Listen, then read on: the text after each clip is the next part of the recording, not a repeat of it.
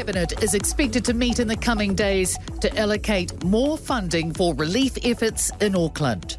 The Auckland region remains in a state of emergency due to the weekend's flooding, which has so far claimed 4 lives.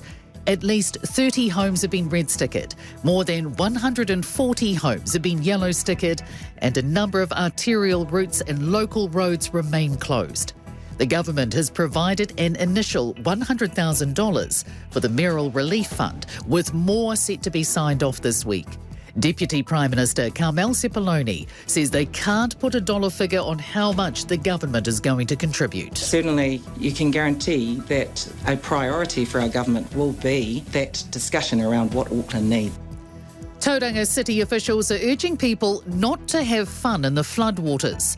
The flooding is yet to recede in many areas, with Welcome Bay Road, State Highway 29 at Lower Kaimai and McLaren's Falls Park still closed. About 5 homes on Mangatapu Peninsula have been deemed unsafe following a slip. Residents may be allowed to return to the properties today to salvage belongings.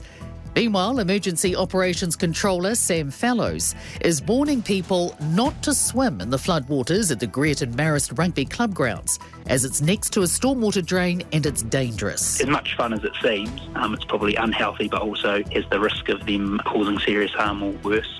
Te Kuiti and the surrounding Waitomo district also remain in a state of emergency. Contractors have been working overnight to clear and reopen roads, with State Highway 37 to Waitomo Caves still closed due to flooding.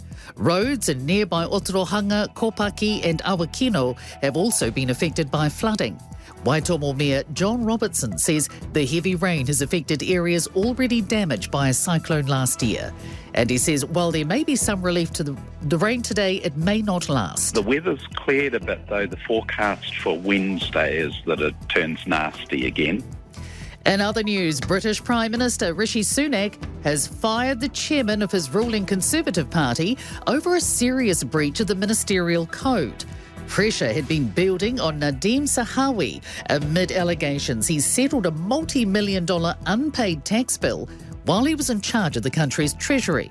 In a letter to Zahawi sent overnight, Sunak says he's been forced to act after promising at the start of his tenure that his government would have integrity, professionalism and accountability at every level. Zahawi, the founder of polling website YouGov, has acknowledged a dispute with tax authorities. However, he argues his error was careless and not deliberate. And staying in the UK, Britain's housing minister has admitted the British government was at least partly to blame for the 2017 Grenfell disaster.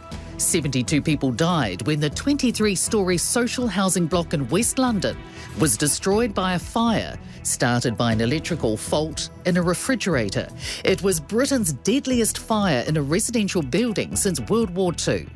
Michael Gove says building regulations were deficient and could be exploited by developers in a way that was unsafe. A combustible cladding system retrofitted to the tower's external walls was the main factor in the unstoppable spread of the flames. Thanks for checking out our YouTube channel to stay up to date with all the latest news from the New Zealand Herald. Click the subscribe button below or check out one of the videos here and head over to nzherald.co.nz for more details on these stories and more.